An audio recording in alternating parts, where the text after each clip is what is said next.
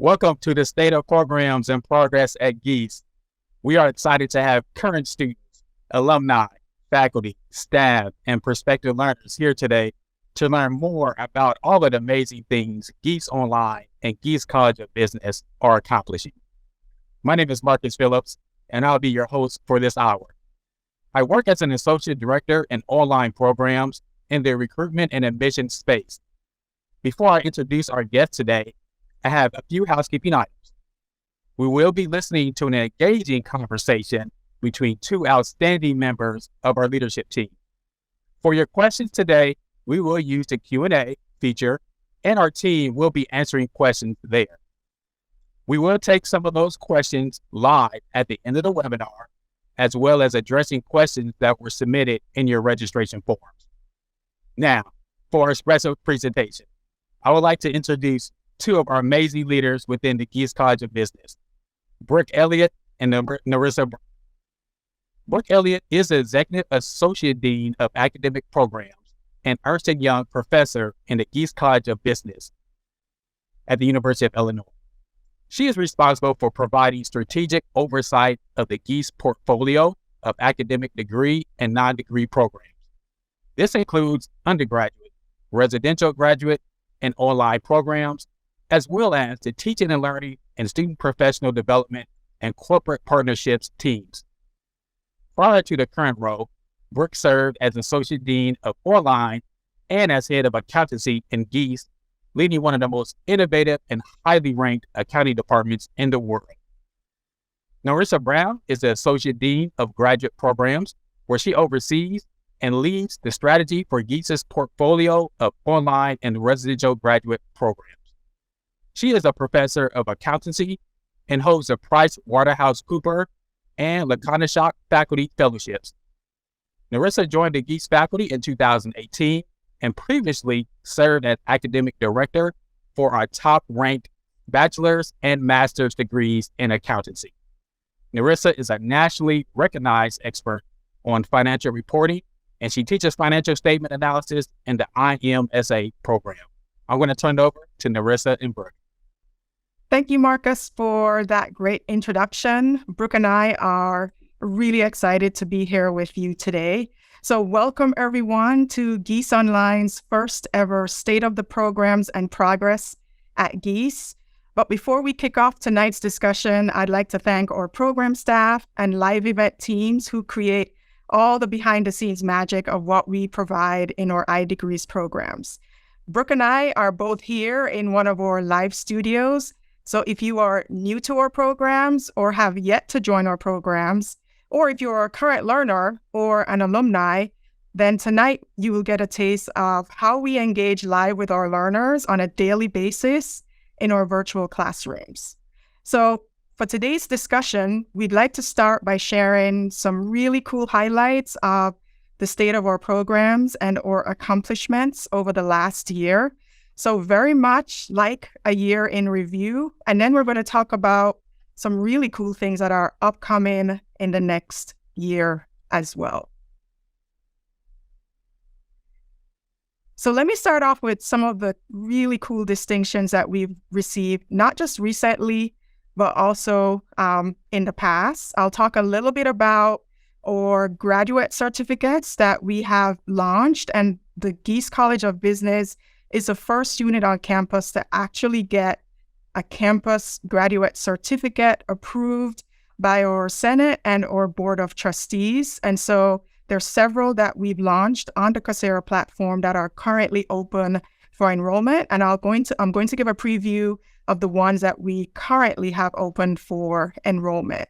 Another really cool thing that we announced in 2022 was Stackability, the option to stack in a single course, a certificate, or even our IMSM degree into the iMBA, as well as our IMSA degree into the iMBA. Now, this is a huge innovation for us here at the Gies College and also at the University of Illinois.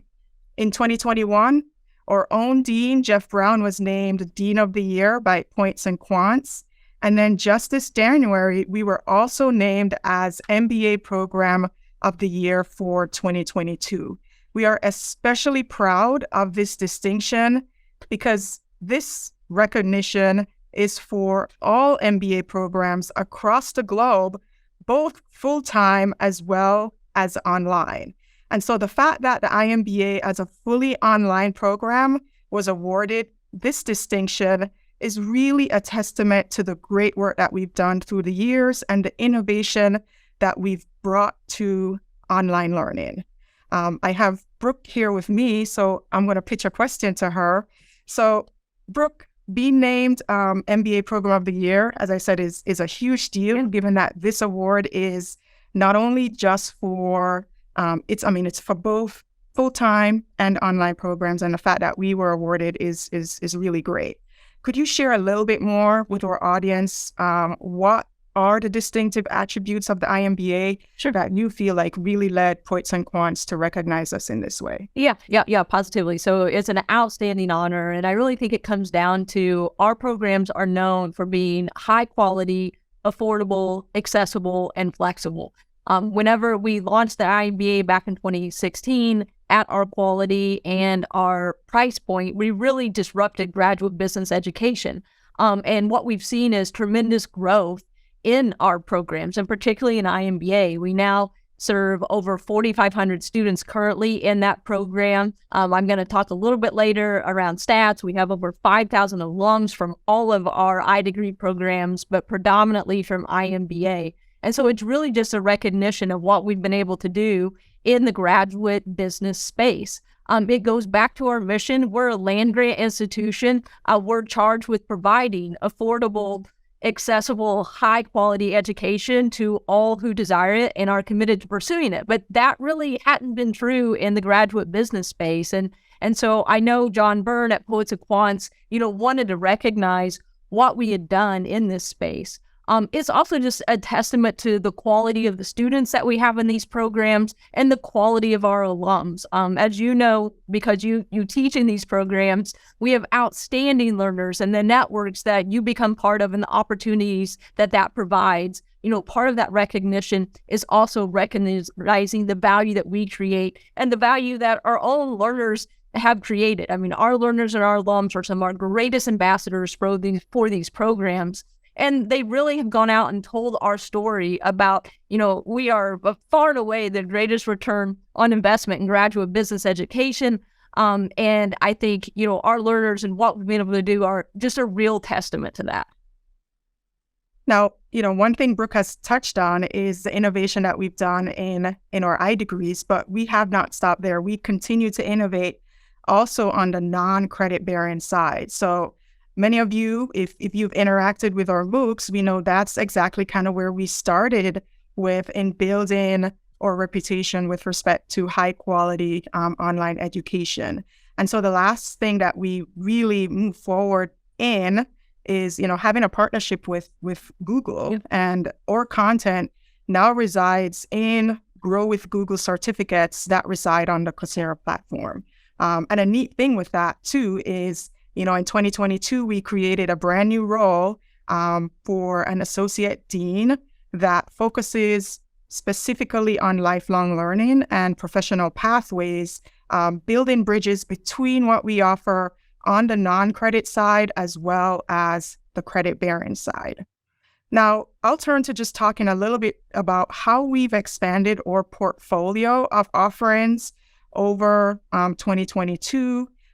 This is just a snapshot of what we offer on the degree side as well as the certificate side, and also on the non-degree side from a credit-bearing standpoint at a single course level. And also we have what we call a performance admissions track into our degree programs. So as I mentioned before, we are launching a series of campus graduate certificates. They're transcriptable, along with each course in the certificate is transcriptable. Each certificate provides you with 12 credit hours, again, of high quality learning. And those courses are coming directly from our degree programs. So currently, we have open for enrollment 5 certificates in strategic leadership and management, digital marketing, and 3 accountancy certificates to really help build the pipeline with respect to the next generation of public accountants as well as private accountants. And so if you're interested in joining our programs and you're not yet ready to join a full degree program, a certificate is a really great place to start. And even if you're not yet ready to join a certificate program, just taking that single course with the Gies College is also an awesome place to start, because that single course is fully stackable into all of our offerings, either on the credit, on the certificate side or on the degree side. And so this is exactly the innovation that we have made with respect to getting Stackability approved by the university. And so starting from a single course, you can take a single course, stack that into a certificate or a degree, and then use that credit in your pursuit of earning the certificate or the degree. But Stackability for us starts not only at the course level, we think of Stackability even starting from our MOOCs. You know, many of our courses are built on a Coursera MOOC, and that Coursera MOOC pretty much serves as a digital textbook for our courses. So for you, you can start with a MOOC on the Coursera platform and complete that MOOC. And when you join our live engagement course, when you join our credit-bearing course, that MOOC is a requirement of our course. And the fact that you've already done it, all you need to show to us is that you've completed that Coursera MOOC. So why are we actually doing Stackability? Like, you know, what is the value of Stackability and why did we move into that space? The main reasons why we decided to really innovate on the Stackability side is the fact that our mission is really built on accessibility and flexibility. And we know not every learner is ready to join a degree program right away. So pretty much what we did is we took our degree program and then split it into different pieces, because the certificates that you actually see on our platform are specializations or focus areas in our iMBA degree, or we've taken courses that are available in our IMSA program, and again, package them into certificates that we know meets the high demand skills of our learners and the employers that they work for. So in the fall, we did a big announcement with respect to the IMSM being stackable into the iMBA. The IMSA is also stackable into the iMBA, and every single cert is stackable into a degree program. And at the single course level, it's also stackable into a certificate or a degree. And here's just a graphic of a very cool testimonial from one of our learners, just really excited about the innovation that we've done. Now, Brooke touched on the volume of learners that we have in our iMBA program. That continues to grow. And so we're really pleased to see the continued growth of learners and enrollments that we have in our degree programs. We had tremendous growth in our programs during the pandemic.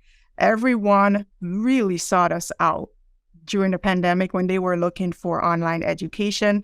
And that's because they know Gies as a college provides a very high quality, very innovative, and very engaging product. So the numbers that you see here just shows that we are still continuing to grow, especially on the iMBA side. And Brooke, I know as I've gone out and met with different learners, the question that they always ask me is, hey, are we going to continue to grow and grow at the scale that we've grown during the pandemic? Yeah. And, sometimes we're like, oh, are we going to grow to like 8,000 or 9,000? So could you share with us your thoughts on kind of where you see us going with respect to growth, not only from the perspective of Gies Online, but growth that you are seeing and overseeing on both the undergraduate side as well as the non-credit bearing side? Yeah, for sure. So, we have seen tremendous growth in our iMBA program, and in particular during the pandemic, right? There wasn't an option to pursue residential education. And so a lot of learners turned to online, and individuals were becoming more comfortable with Zoom and other online technologies because that's how they were working. And so we were ready to serve that demand. Going back to, we are a land-grant mission, we are meant to provide access. And so when we had an opportunity to serve those learners in needs, when online was the only way to pursue education, we stepped up and we were ready to do it. And we saw a tremendous outcome. And so, particularly in fall of 2020, we enrolled our largest class ever. And that class actually has one of the highest retention rates we've ever had. And so, not only did those learners seek out quality education during the pandemic, but they've stuck with the program the entire time, which we're just really, really proud of. Are we going to continue that growth? If there's another shock where there's extreme demand for our programs, we'll be ready because we are about providing access. But, I really expect in steady state to see the stable growth that we saw pre-pandemic and post-pandemic, but we'll continue to expand access to high-quality education in other ways, not just in our online degrees. This year, we've seen unprecedented demand for our undergraduate education across campus, but particularly within Gies. Nerissa, you mentioned earlier that we have a brand new Associate Dean. Gary Hecht is Associate Dean of Professional Education Pathways, and that's really about expanding access to learners outside of the credit-bearing space. And so the Grow with Google partnership is one. In our MOOC offerings on the Coursera platform, since inception, we've served over 3 million learners through those MOOC-based offerings. And a lot of the discussions that we're having today is how can we partner with some of our longstanding corporate partners to be able to upskill those employees, again, by expanding access to Gies business education. So overall, I expect the number of learners to continue to grow. If we think back about whenever we launched iMBA in 2016, right, we served no online students until January of 2016. And now we serve more online students than graduate and undergraduate residential combined, which is crazy when you think about how we've changed as a college. And I expect for our profile of who we serve to continue to change. We still strong growth in residential, strong growth in online, but I expect us to continue to serve more learners in that non-credit bearing space as well. Okay, great. Now I'm going to peel things back and show you some numbers, because another question that we always get is, how do we actually do it? Like, what's the backbone of our programs? Like, do we have 500 people working for us? The answer is no. We actually do it, given the scale that we're at, we actually do it on a very skeleton set of staff. And that's why we're so grateful for the staff that we have in online programs administration, as well as our teaching and learning teams. And, many of the staff members that actually run our live sessions, including the ones that are behind the screen today. So, combined, we have about 90 staff members between our teaching and learning teams, or teaching and learning staff. They do the instructional design for our courses. Their team, again, navigates our live sessions. And then we also have a set of staff members that do student advising, recruiting and admissions, etc. We also hire quite a bit of teaching and course assistants that manage or help us to manage our courses. We have about 250 assistants. And then we continue to have a really strong contingent of the world's leading faculty in our programs. We are 78 strong with respect to the faculty that serve our students in our courses.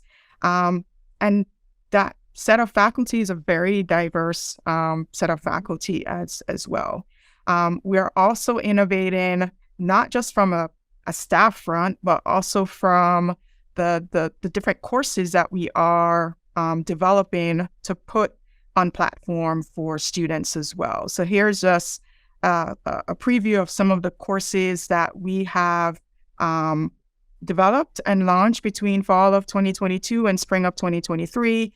We have a brand new or revamped global marketing course. We have a brand new course on risk management and innovation. We continue to innovate on the finance and investment banking side. And then next year, we also have new offerings coming to stream with respect to multiculturalism in management, and also adding a brand new disruption course to our iMBA portfolio. And that course is going to introduce you to cutting edge technologies such as blockchain and now the whole rage about AI and chat GPT.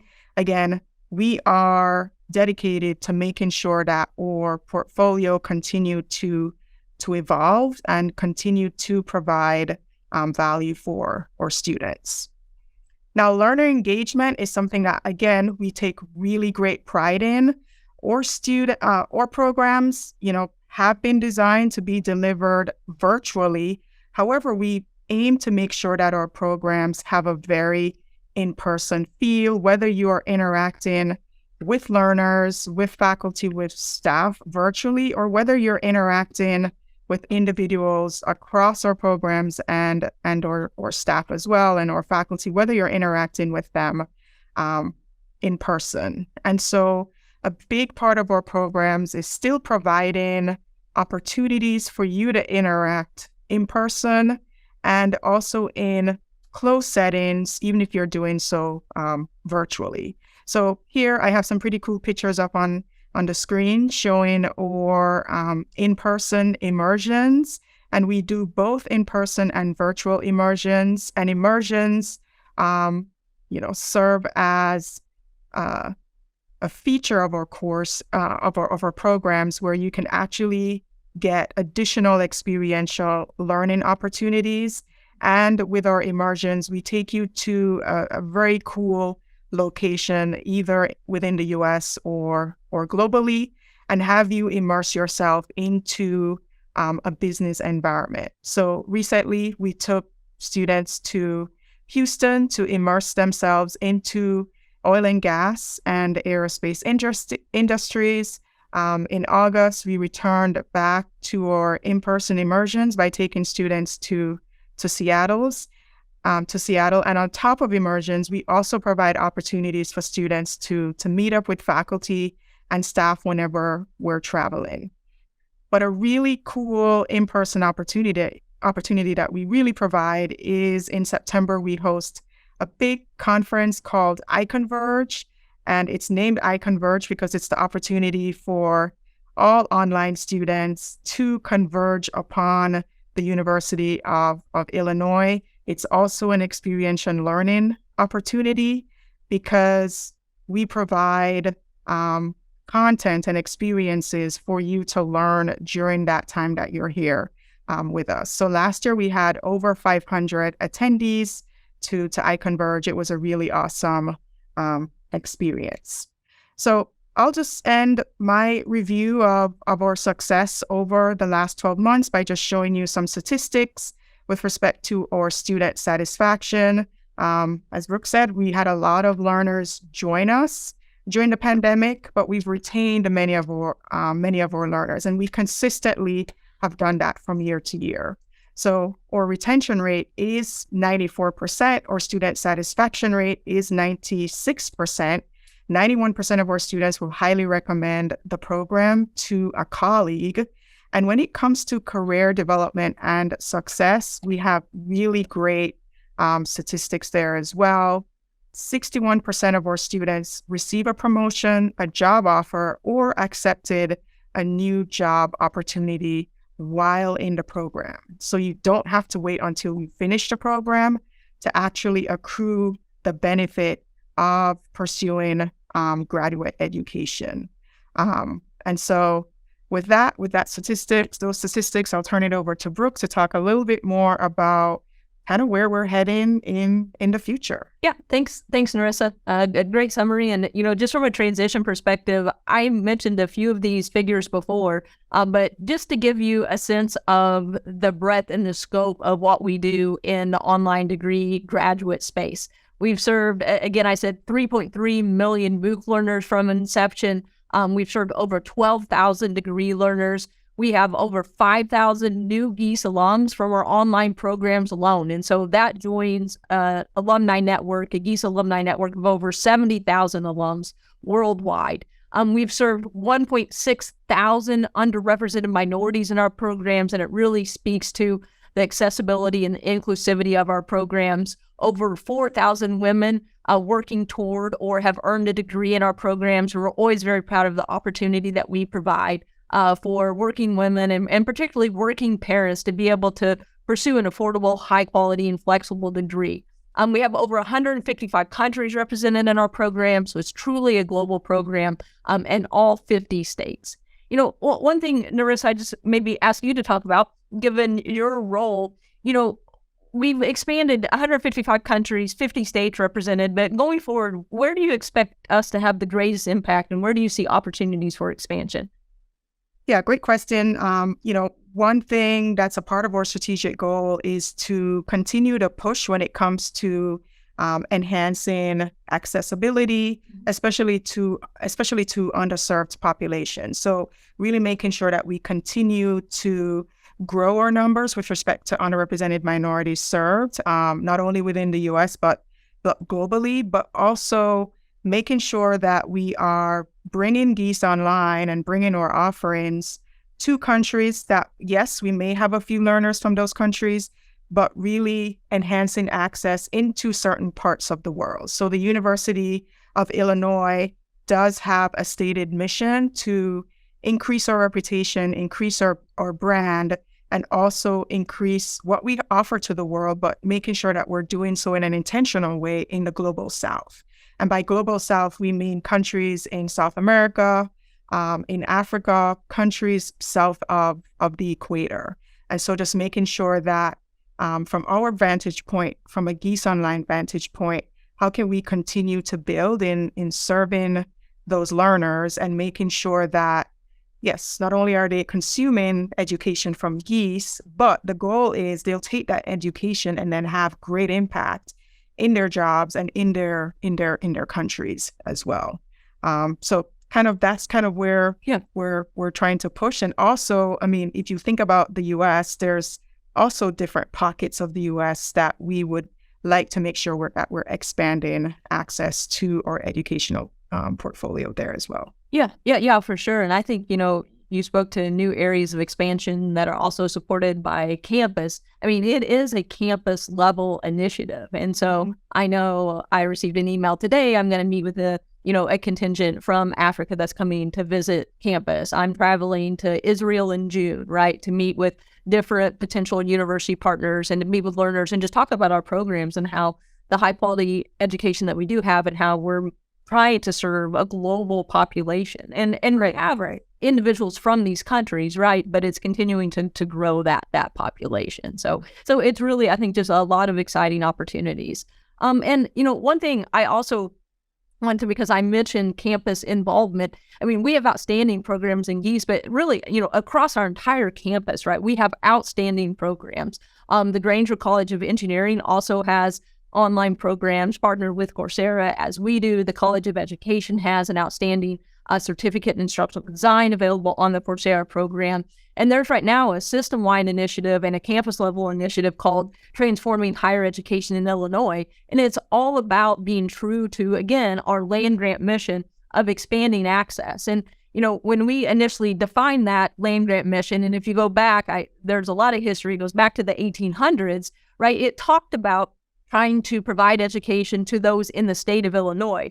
But now when you hear Chancellor Jones speak, it's about reimagining what it means, what our land-grant institution status means, and it's expanding access to those in the state of Illinois, in our nation, and in our world. And that's really how campus thinks about it. And we're making big investments. There's a committee right now that I'm part of a subcommittee. We're leading efforts across campus to really expand access, again, not just in business. And so, it's just, I think we can be very proud, and any current learners, prospective learners, alums, are very proud of what the entire university is doing in this space in terms of expanding access to high quality and affordable education. So it's really cool.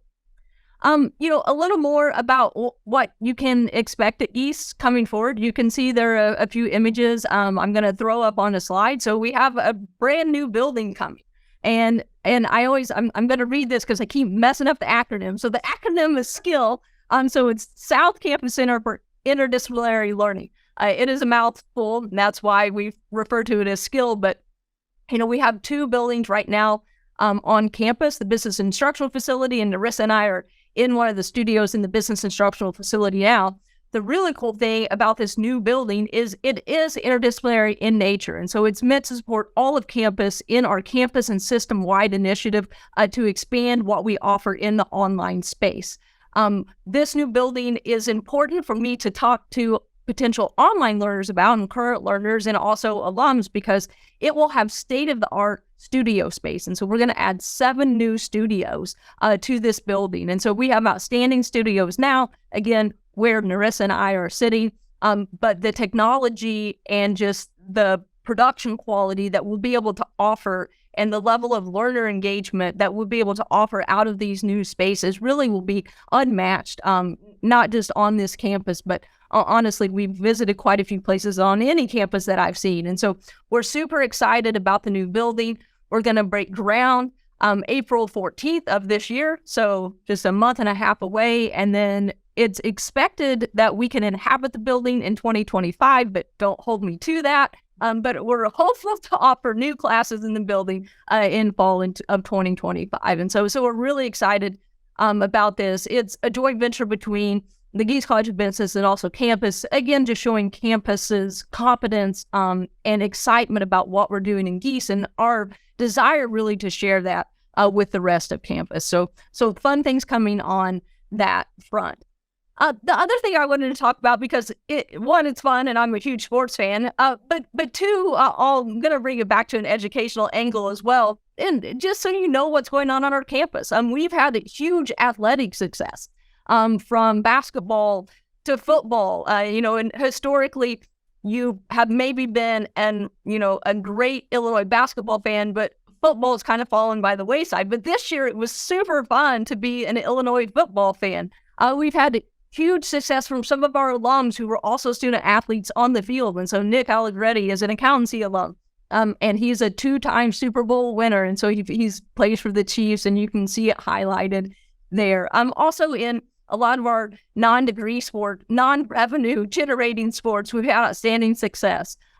Tennis in particular really stands out. Golf really stands out. And so it's just a great environment and something that you also, as students, will have an opportunity to engage in. So Nerissa, can you talk a little bit about how our current students have become so engaged in the athletic atmosphere, and then what we've done really to match the needs of our student athletes with the outstanding programs that we offer?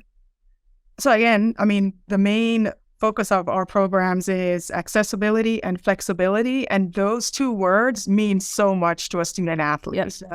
The ability to actually, be a part of our programs, especially if they have an extra year of eligibility, and being able to enroll in our online programs, either on the degree side or on the certificate side, has been a huge win for us. It's provided opportunities for our athletes to still play their sport, but still continue learning, but not have to worry about being directly in the classroom physically. And so that has been great, a great success for us. Over the years, we've seen about 30 athletes enroll in our online programs. And actually just in the last semester, we've added, literally half of that in one semester, simply because of, adding our campus graduate certificates to our portfolio. Because again, you can just take a certificate without actually having to enroll in a degree program if you have an extra year of eligibility. Now, actually participating in sports as a student, like coming to watch or sporting activities or sporting events, is something you can definitely do even as an online learner. So there are 2 pictures here showing our iDegrees Graduate Business Association. They hold an event in January called Winter Takeover. There's close to 100 online learners that again descended on campus and watched a pretty cool basketball game, which we actually won against Michigan State, which was awesome. You'll see here they were able to snag our athletic director, Josh Whitman, on a panel, as well as several of our coaches.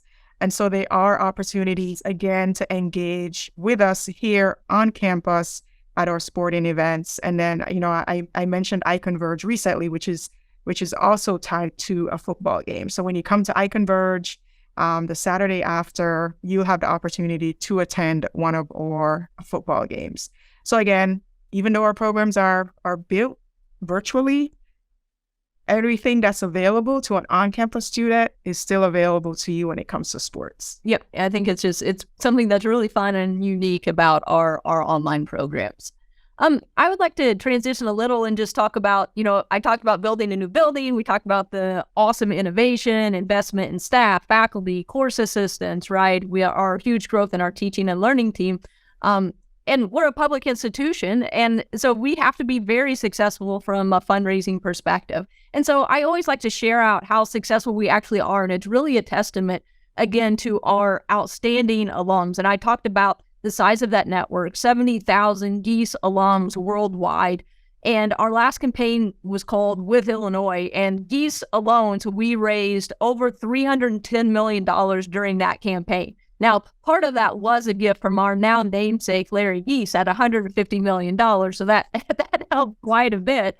But it's still just an outstanding success. And so during this campaign, we had nearly 10,000 campaign donors, 27,000 campaign gifts, 174 new scholarship funds created.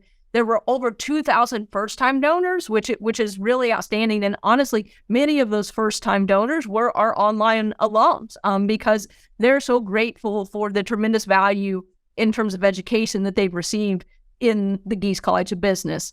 48 donor states represented in 26 donor countries. And so it's really just been outstanding success. It's all coming together to support what we believe in, which is expanding access to education. And, I referenced Larry Gies, and many current students and alums have had an opportunity to interact with Larry. It's outstanding because he's a very young namesake donor. And so he is very present on our campus, and he would not agree to give the money. We had to beg him for his name unless we agreed to keep him engaged in campus. And so in the fall alone, at least I know of, Larry was on campus 5 times. Larry is going to be on campus on Thursday. For undergraduate student, we have what is called Gies Signing Day. In the athletic vein, the students declare their major, just like you were going to declare your commitment to a D1 institution. And Larry comes down every year and is a part of that. So it's such an awesome opportunity. And Larry loves engaging with our online students because the reason he wanted to support what we're doing in Gies is because he benefited from access to high quality, affordable education, and he wants to be able to give that gift. And so it's something really cool. And I always like to tell that story about Gies.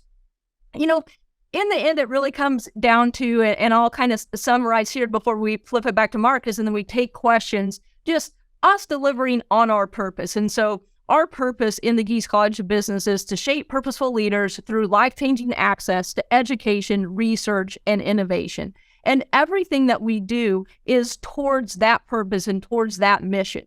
These are the types of learners that we would like to attract, those who want to share in this mission and pursue this mission with us. It's why, the very first question almost that you asked me, Nerissa, was, why were we named MBA Program of the Year? And I think it's because it's clear that our program, that we demonstrate our commitment to this purpose. Our students demonstrate a commitment to this purpose. Our alums demonstrate a commitment to this purpose. And it makes it just a really fun and I would say enriching place to be. A student, an alum, a faculty member, a staff member. So we're so proud of what we have created here.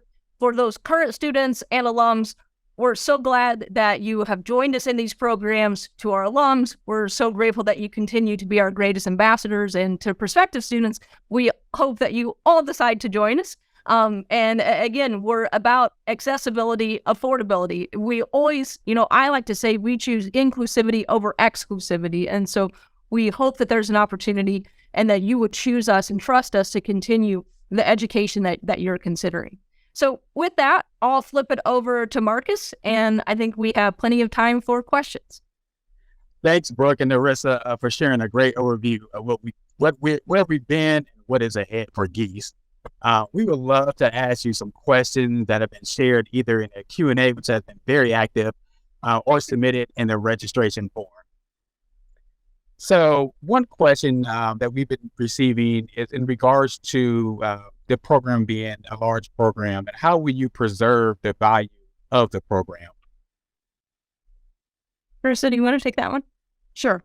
Yeah. So even though our programs are at scale, we do think about things very intentional with respect to still really providing that experience to you, despite, you might be in some classes where, there's 1,200 students, but for those classes, we make sure that there is an opportunity to engage with your fellow students and with the faculty member in live sessions or courses that you would consider to be at scale. One thing that we've really added is that third live session where there's 3 distinct meeting times during the day, so that even when you do join a live session, it's not overly crowded.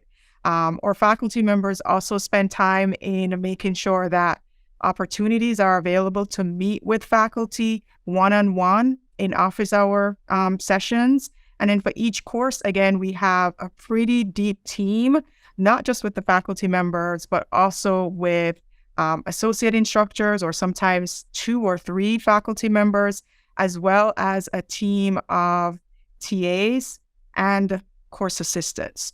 And so even though our programs, we do actually serve quite a bit of students in our programs, we're still making sure that there is a very high touch between yourself and individuals that run our courses. And then on the staff side, with our advising team, there are opportunities for you to engage with our advisors one-on-one. We do a lot of one-on-one advising sessions as well as group advising sessions. So this is a program where you don't have to figure it out on your own.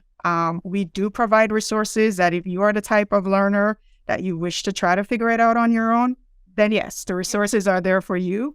But then we also have resources that if you wish to talk to somebody, you can, and we are very responsive. So something that's very key to us is making sure that we're responsive to students within 24 hours. And even if you're a prospect, if you've reached out to our recruiting and admissions team, I bet you're going to get a response in 24 hours. The same with our admissions process. We make sure that when you apply, you're going to get a response to do an interview, and you're going to get an admissions decision very, very quickly. So again, we have built a set of programs. We've built a set of support staff that make sure that, again, it's still very high touch. It's still very responsive. Yep. Thank you, Nerissa. Brooke, this is a question for you. Sure. The University of Illinois has a great reputation for its undergraduate business and engineering programs. Illinois has been recognized by Pros and Quants, but the iMBA program isn't ranked by the major online listings such as U.S. News and World Report or Pros and Quants. Why isn't the program ranked? Yeah, that's my favorite question, Marcus.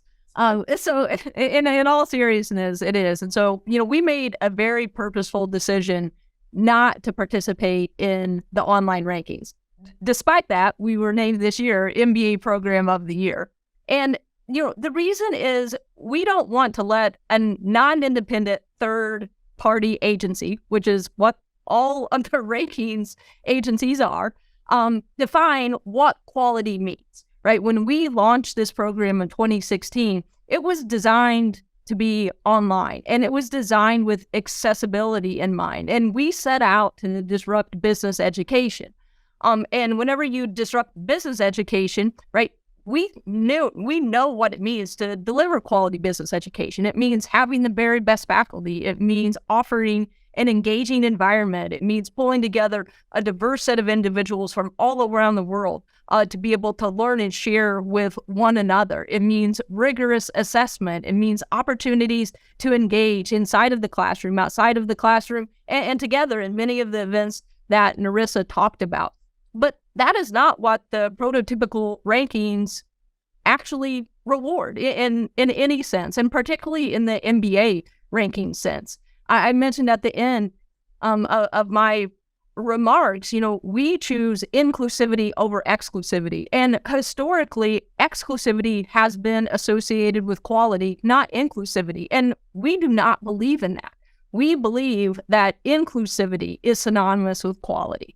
And we wanted to stand out and really make a statement that we weren't going to fall to the incentives of rankings agencies. And Nerissa and I have these conversations with our peers all the time, right? And they're forced to make decisions to play to the rankings, even if they don't believe it's what's best for learners. And we never wanted to put ourselves in this position. And because it was a brand new program, we actually could make the decision, right? A decision to opt out of rankings is very different than a decision to opt in. And, it's more difficult to make an opt-out decision, but it was easy for us because we knew what our purpose was, right? Going back to that, we're trying to shape purposeful leaders.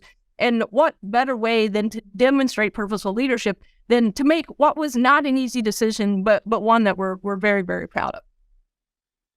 And, one thing I'll add, Marcus, is, as Brooke shared, we've had conversations where, in my role, I've been interacting with other leaders of other online programs.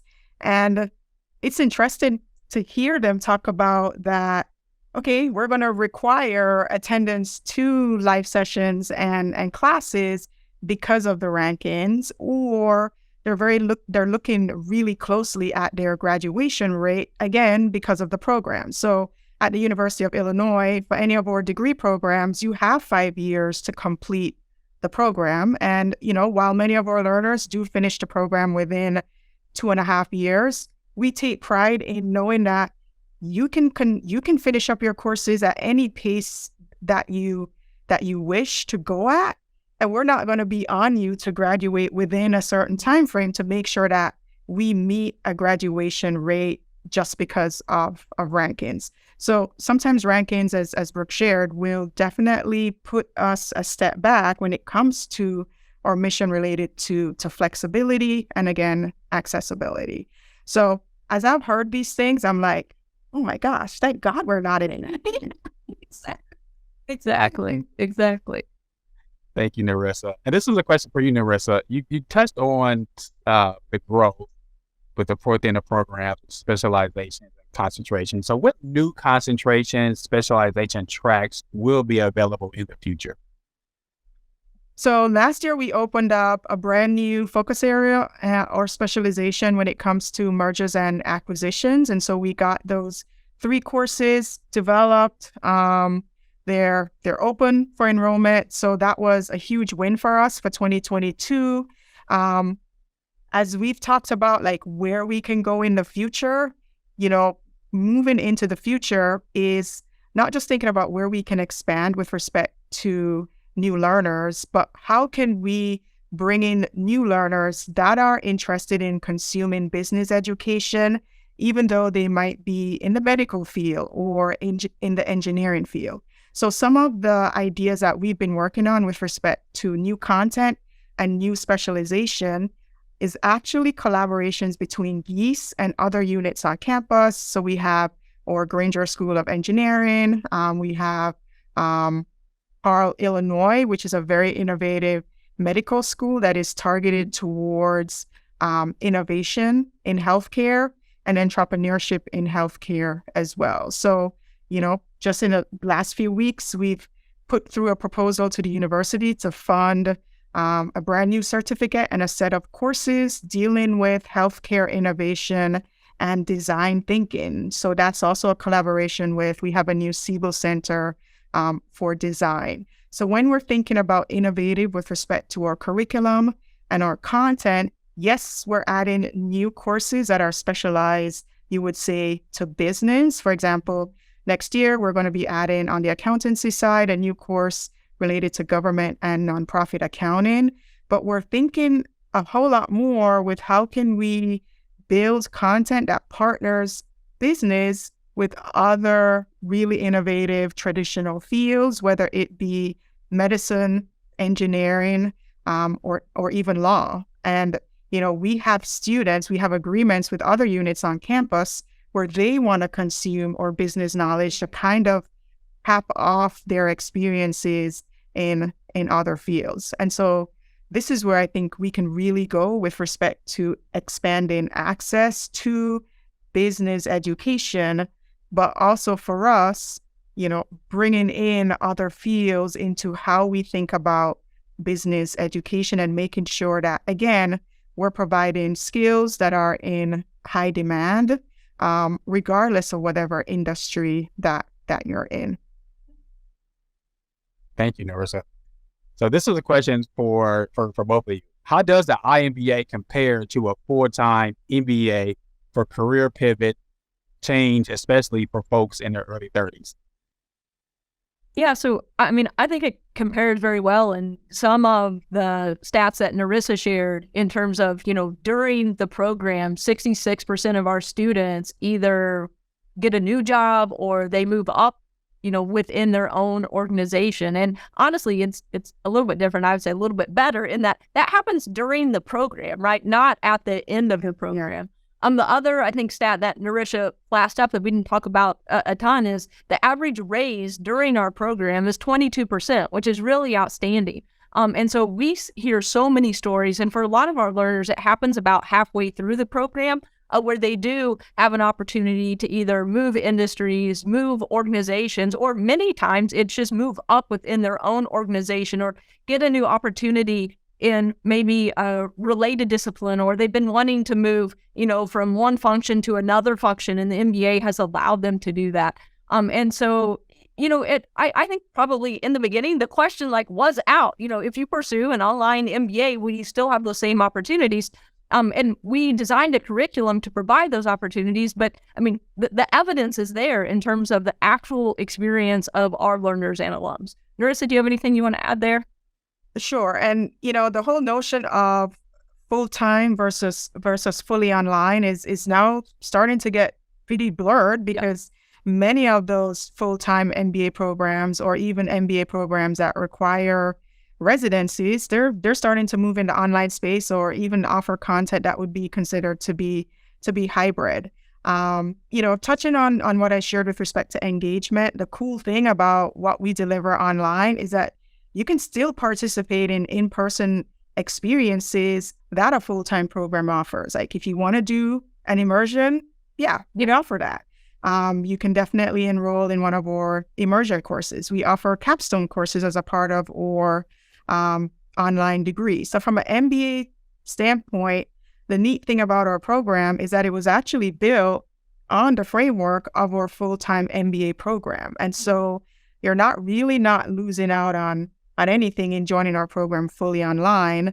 The huge benefit that you're getting is that you don't have to have a 2-year career pause to then accrue the benefit or the return of investing in an MBA education. And I think that's the real difference, especially if you are younger and really wanting to accelerate your career and do so quickly. You can actually do that on the job by earning your degree while you're working. And even if you don't pivot your career to a totally new company or a totally new field, as Brooke and I both shared, the statistics that we've provided tonight definitely shows that the ROI to our fully online program is pretty much kind of instantaneous. Yeah. And even if you don't have the work experience to join our MBA program, still be mindful that we provide a really great value with respect to our IMSM program. And our IMSM program is a building block into our MBA program. So just going back to what I shared about stackability, if you're just brand new, let's say mid-20s and don't have the 3-year work experience to get into our MBA program, really check out the IMSM program. It's the core of the MBA. And once you're finished with that, you can continue to learn with us by stacking that degree in the MBA. And so with the MSM, you can still actually start accelerating your career right away with just that base degree. And even if not the IMSM, think about doing a graduate certificate. Again, you can definitely accelerate your skills and your career in many ways, even if you don't pursue the iMBA. Thank you. So with technology being one of our strengths, having a really strong infrastructure for online programs, what's next? beyond Zoom and Coursera? How will AR, VR, MR be mixed in, if at all? Yeah, for sure. And so, we're exploring new technologies all the time, and not just exploring, but, I just had our teaching and learning team provide a list of technologies in place, technologies under contract. The dollar figure associated with those was pretty large. And then what's on the horizon, right? And we also have not only an outstanding teaching and learning team, but within our college, we have an associate dean who also has the title of Chief Disruption Officer. And much of his time is spent in the educational technology space and really starting to explore and learn about some of these technologies that are on the cutting edge from a technology perspective, but maybe the rest of the world hasn't fully figured out how to apply those in an educational setting. And so we are doing that within our own college. And that comes in whenever you see Chat GPT, when we talk about AI. We actually have an AR VR lab that's supported by campus just across the street in a building across from BIF called the Armory. And so we are exploring those technologies. We're embedding new technologies for current learners.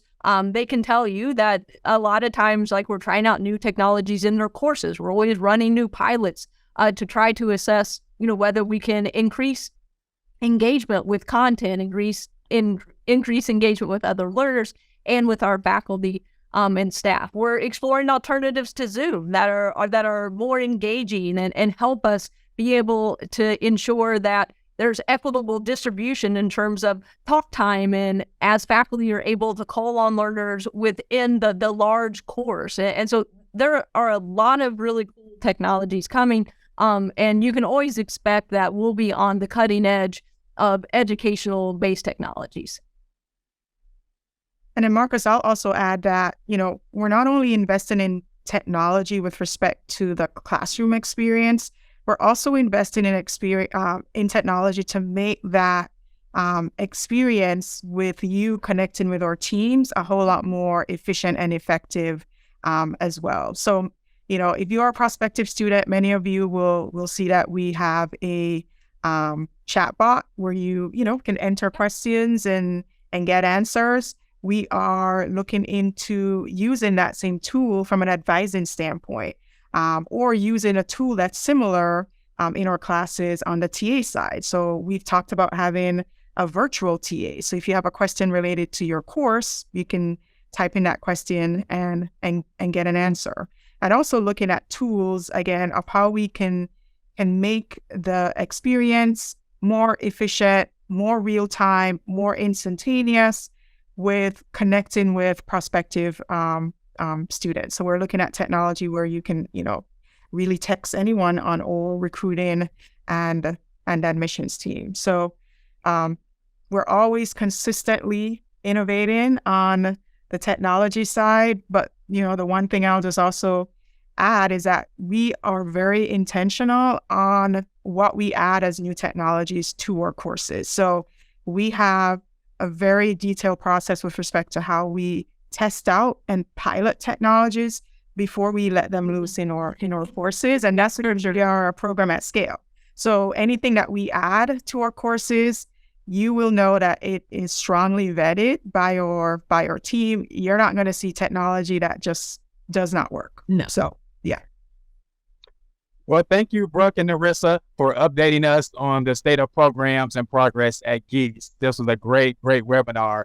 It is wonderful to hear all of the exciting things that we have accomplished and the innovative ideas to come in the year ahead. Thank you to all the attendees and the registrants who provided great questions. We had a very active chat and Q&A.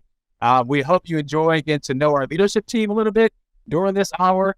If you have any questions about Gies Online, please email us at giesonline@illinois.edu. We are always happy to connect with you. Take care.